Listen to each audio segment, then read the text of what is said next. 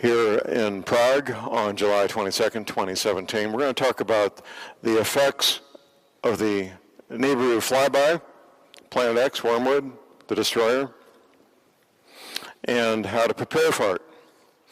First, the effects. There will be iron oxide covering all the waters of the planet, fresh water and salt water both.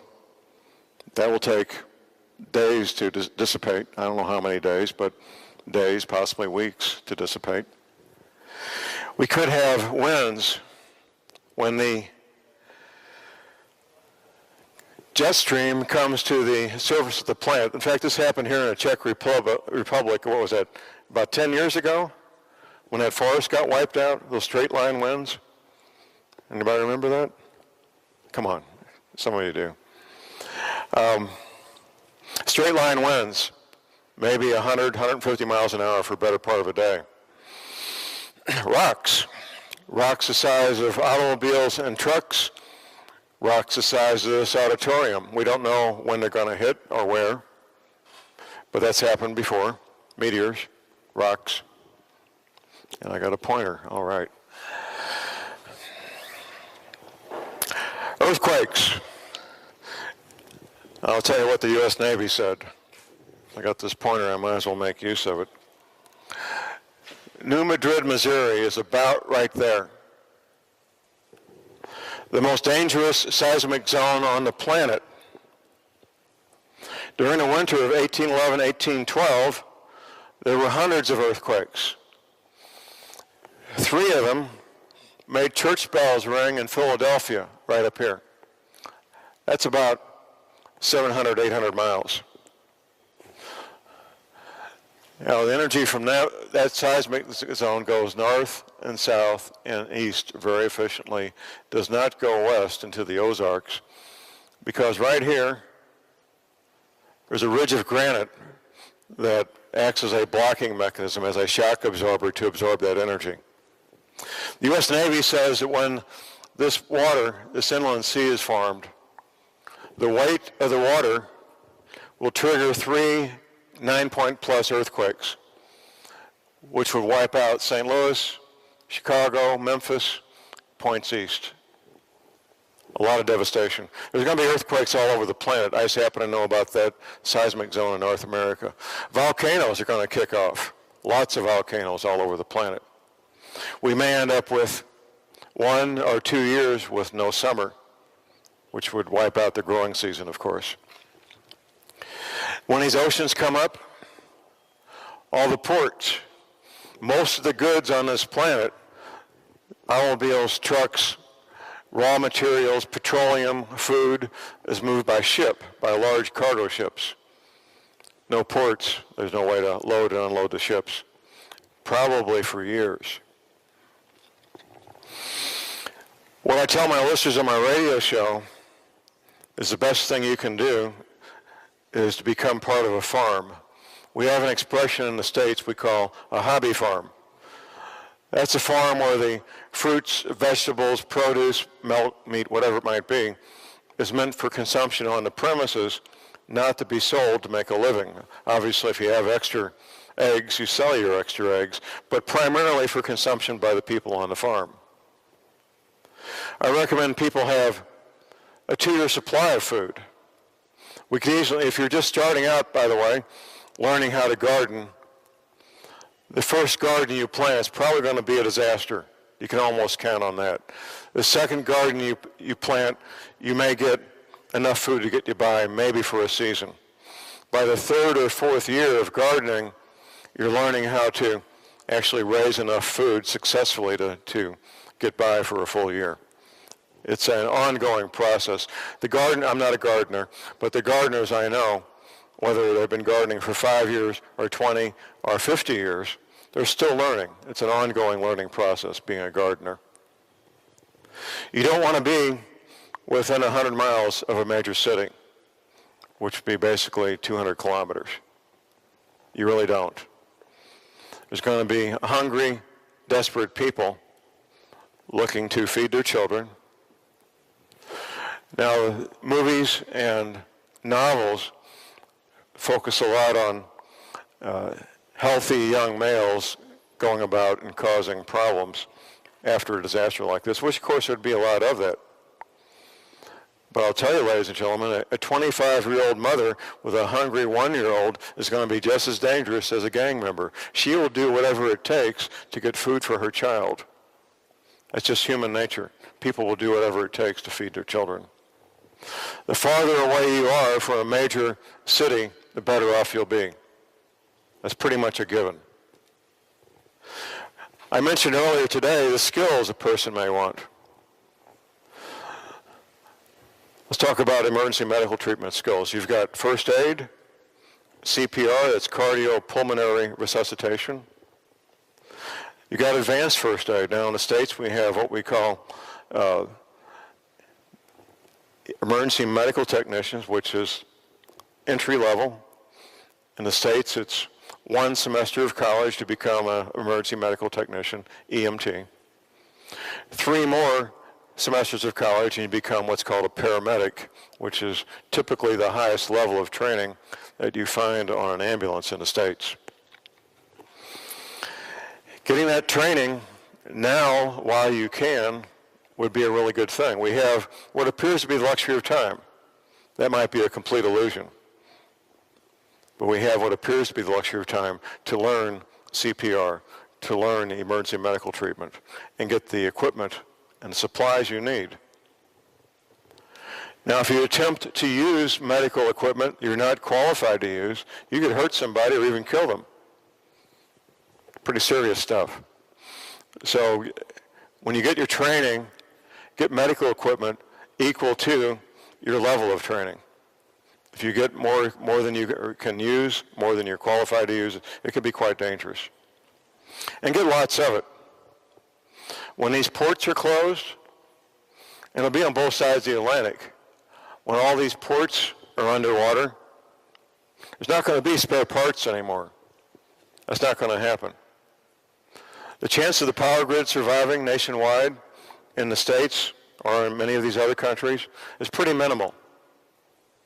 And of course, I should mention there's other threats above and beyond, or in addition to, a Nibiru flyby. One of the main ones, of course, being the consequences of a coronal mass ejection, which the worst one we're aware of happened in 1859, or a man-made EMP, electromagnetic pulse. The coronal mass ejection, quite frankly, could be far worse than a man-made electromagnetic pulse for the following reason. Electromagnetic pulse is strictly line of sight. It can't go around the surface of the planet, around the curvature of the Earth. Coronal mass ejection, if it's powerful enough, can go all the way around the planet, knocking out the power grid worldwide. In some ways, a nationwide or EMP to hit Europe or the United States or South America could in some ways be worse than the Nibiru flyby. The estimates for the States, for the United States, is 9 out of 10 Americans would be dead in 1 year if we had a nationwide power outage. Think about it. Now, I don't know the numbers for Europe, but in the United States, 8% of the adults in the United States are diabetic. You've got another percentage of people who need heart medication, other people who need medication that keeps them from rejecting organ transplants. All kinds of life-saving medication that after electromagnetic pulse would be gone. The typical prescription is 30 days, which means the typical person has 15 days of their pharmaceutical products. Once they're gone, they're gone. I do recommend that people find alternatives to the pharmaceutical products. It may be herbs. It may be essential oils. It may be different things for different people. Maybe just stop taking them. Sometimes you're taking things you really don't need. But finding a way to have an alternative now, if you say you're taking 5 or 6 prescription items, if you go off those all at the same time, you're going to be hurting. Be hurting real bad. But if you incrementally get off them one at a time and substitute herbs or vitamins or essential oils, it'd be a lot more pleasant experience than trying to do it all at once. I mentioned earlier ham radio. Ham radio was first developed by these different governments to give people a way to communicate in the event of a crisis. Most people involved in ham radio, it doesn't matter what country it is, almost all of them have an interest in preparedness. One of the things I'm always being asked when I come to presentations like this, John, how can I find people of like mind, as we say, who know what I know, who believe what I know? In ham radio, you're going to find people like that. It doesn't matter whether it's Prague or London or Warsaw or New York City. People involved in ham radio, almost all of them are interested in being prepared. That's pretty much ubiquitous around the planet. It doesn't matter whether you're an 8-year-old boy or girl or an 80-year-old man or woman, you can be involved in ham radio and enjoy the hobby and have fun with it. Meet interesting people, learn how to do things you would never do otherwise. I mentioned earlier the difference between the way women approach preparedness and the way men approach preparedness. It's very predictable. The women tend to focus on the practical things. How in the world am I going to do laundry? How am I going to feed the kids? How am I going to cook? How am I going to keep the place clean? Men tend to focus on things like, how do I keep my car or truck running? How am I going to keep the water functioning? The things that men typically take care of anyway. But the two come together to make a whole. Learning what you need to do now, having the tools you need to do it now. Let's talk, for example, how do you do laundry? It wasn't so long ago when our grandparents, our great-grandparents, one full day a week to do nothing but laundry, right? One full day a week to do nothing but laundry for the family. Guess what? That's coming back, unfortunately. Now, in the States, up until the 1970s, we had wringer washers. There's no place to hook up hot and cold running water under 40 pounds pressure.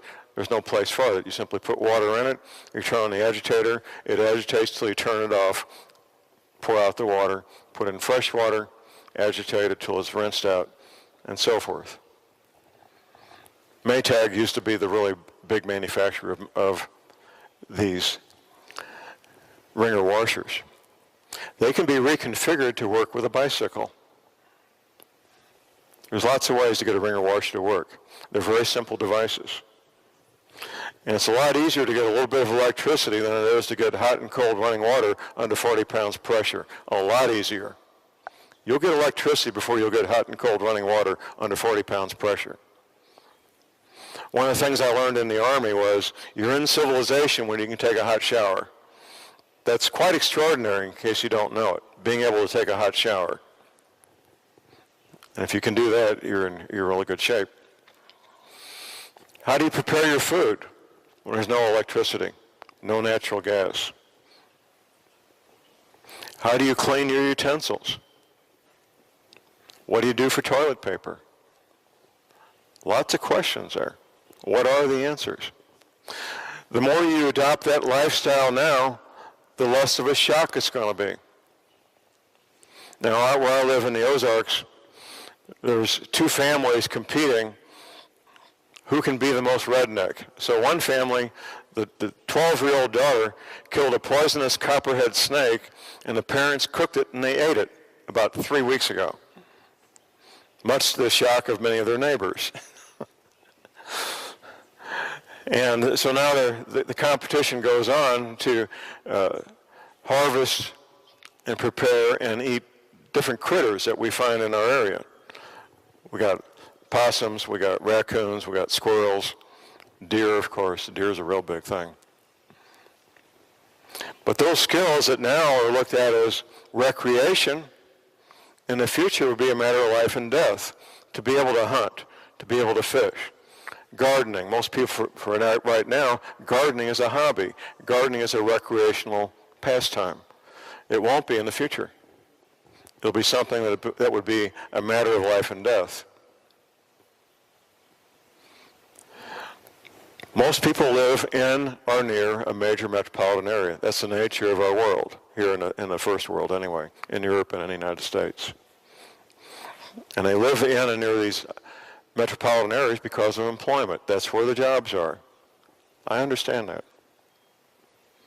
You drive 100 miles away from the city, you've got farmland. How do you become part of an ongoing farm? Well, you either buy a place or you become part of that farm. Farmers need two things. They need money and they need manpower for labor.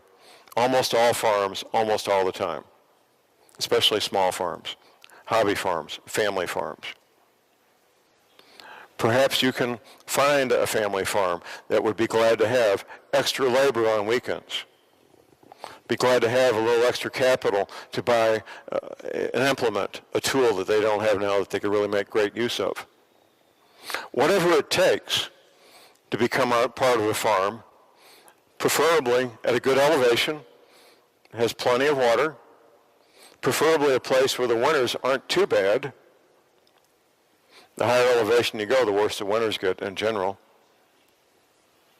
and become part of it. I'm not saying it's going to be easy.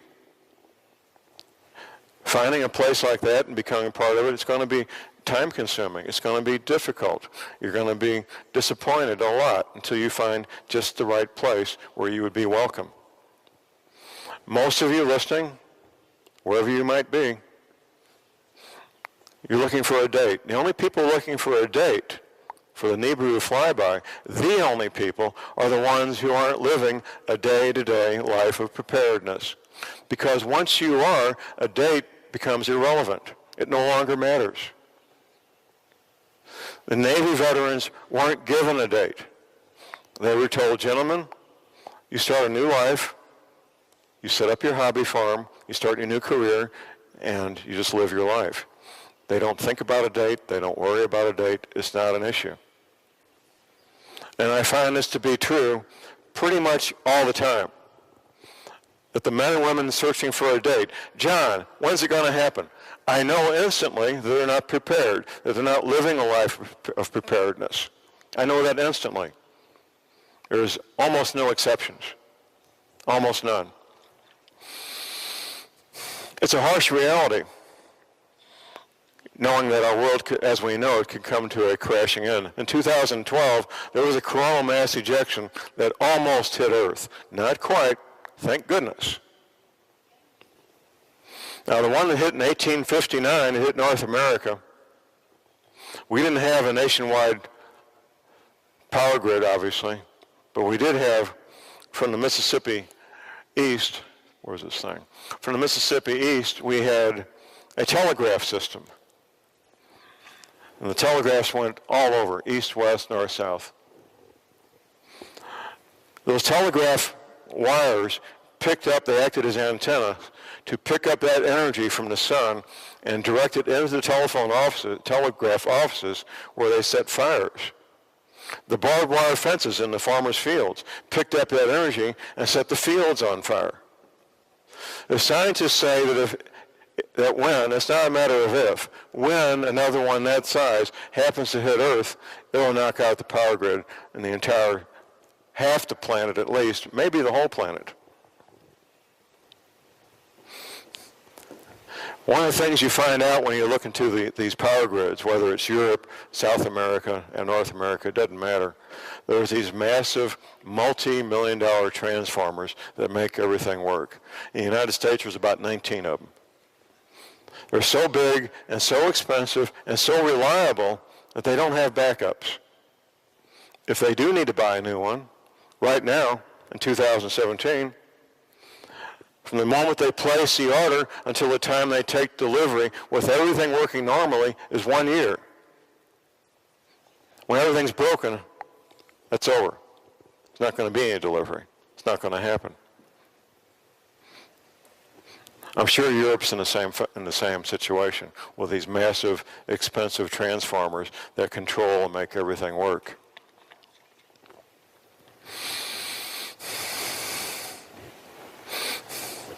This planet has been through these cycles multiple times. We've been smashed down to the mud and recovered as human beings multiple times. This will be no exception. Who's going to survive? Young men and women, healthy young men and women who are on farms, are diligent and smart and have resources. They'll be the ones that will survive. Older folks, well, many of us will survive also if we're healthy and work hard and are diligent. But most people won't. 9 out of 10 people on this planet will die if there's a worldwide coronal mass ejection event. Very harsh reality. I want to open this up to questions. It's one of my favorite parts, and I told Alexander I would be up here half an hour, and we're coming up not too far from that. So questions from the audience, please. Are you scratching your head, or do you have a question? Alexandra?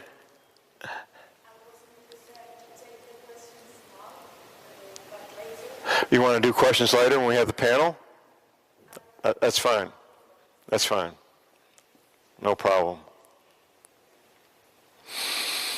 What do you think about other countries? Which other countries? For example, Sweden.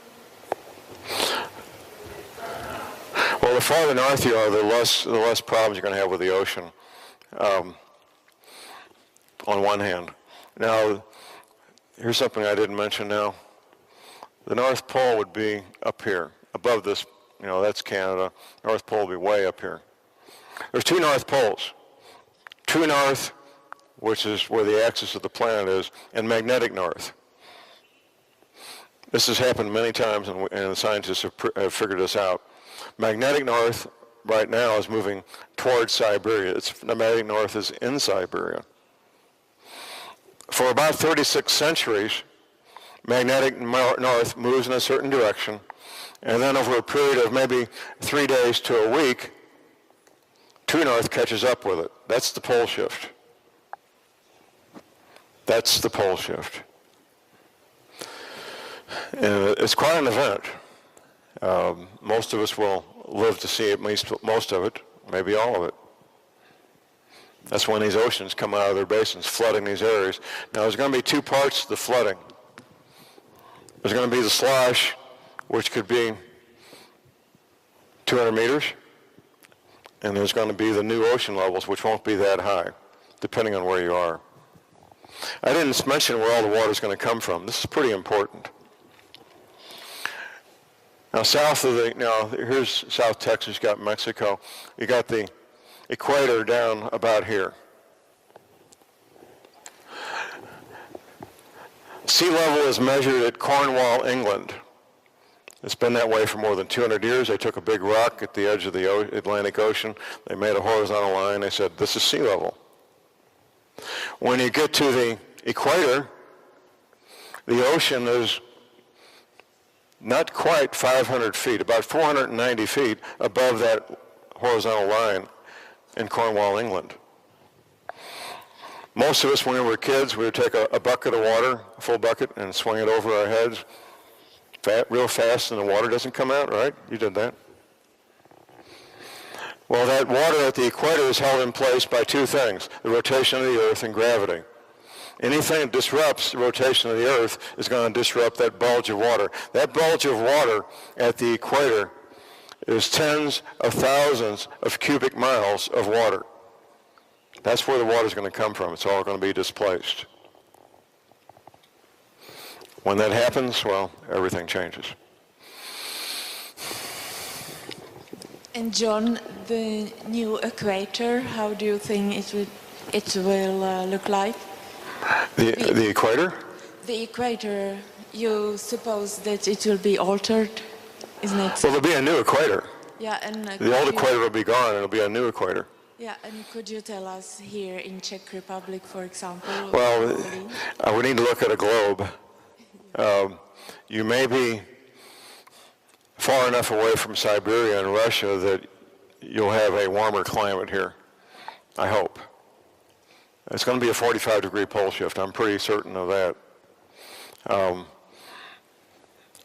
Without having a globe and looking at it, it's difficult to tell. exactly where Czech's going to end up. I hope you end up in a warmer climate. That would be a good thing. And you may be far enough west that that would be the case. I hope so. We don't have any control over it, obviously. Whatever's going to happen, it's going to happen. And there's going to be mass migrations. If you end up in an area where you have winter 6 or 8 months a year, you're probably going to want to get away from it and go south. That's the most likely scenario. Could you say something how you expect the dust will be and the stones? How the what would be? Dust. The iron oxide? Yeah. Well, it's mentioned in the Bible when Moses was leaving Egypt, how the water turned red. That was iron oxide. And Dr. Velikowski, as I mentioned earlier, he demonstrated by the ancient records that it happened all over the planet at the same time. You won't be able to drink that water. It'll make you real sick. And you'll have to have a source of water coming from underground, obviously, or a way to purify it if it's a surface water. Water's going to be a big thing real quick, by the way. Having access to pure drinking water is not optional. It's probably the largest reason right now, in July 2017, for infants dying on the planet is bad drinking water. It'll become even more so. Us people in the first world country, we're used to having easy access to pure drinking water. That won't be the case anymore. It will no longer be easy. There's an old saying around the prepper community, 1 is none, 2 is 1. Anything critical, like a water filter, get 2 of them. Anything critical, like a radio, get 2 of them. That's just a smart thing to do. How do you think it will it be difficult to breathe the dust? Should we cover? You don't want to be breathing in iron oxide. You just stay indoors. If you have to go out, put some kind of filter or mask on. It wouldn't take much. A T-shirt would filter out enough that you'd be okay. If you stay out of it for 24 hours, you're probably going to be okay. And stones? The stones, well, they're going to hit. In fact, you may want to make a note of this. One of the largest meteor craters on the planet is about 10 miles from where I live. Crooked Creek Meteor Crater. Crooked Creek Meteor Crater is 3 miles across.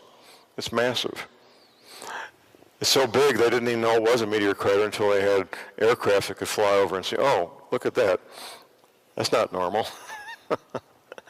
From the ground, you can't tell it's a meteor crater. But they're going to these rocks are going to hit all over the planet. We don't know where. If you're unlucky enough to be hit by one, you won't have to worry about it. It's going to kill you. But most people won't be hit by rocks. They will hit. They will do damage. And having some sort of underground shelter would just be a smart thing because we're looking at 150-mile-an-hour winds for at least a day. Possibly torrential downpours of rain. The rocks, like we said. The iron oxide. Having underground shelter would be a real smart thing if you can do it.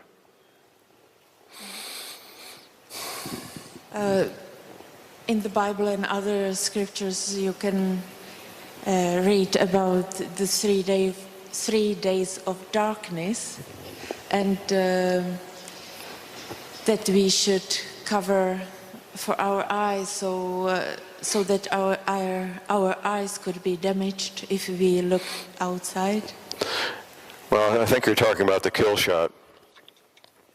And we may be looking at 150 degree Fahrenheit temperatures for a better part of a day, which for a healthy adult, if they got water, they're going to be okay. Children under age 5 and older people would probably die in that much heat for 10 or 12 hours. That's one of the possibilities. It is, absolutely.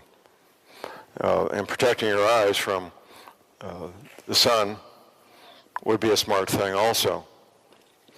There'll be things happen that you would never believe would happen during these events. Things, as we say, of biblical proportions. People will be desperate. Men, healthy men, typically not afraid of anything, would be falling on their knees and crying. That's how bad it will be. And how do you prepare mentally or? Well, this may be how I should end up this part of this, and that's spiritual preparedness. I address this on my radio show occasionally. I tell people the following.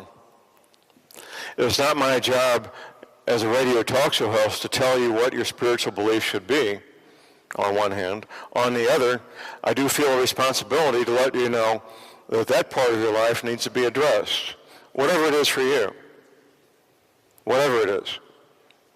We know from the interviews and books of people who survived POW camps and concentration camps in World War II, the men and women who went into those camps with a strong spiritual foundation were far more likely to survive than the ones that didn't.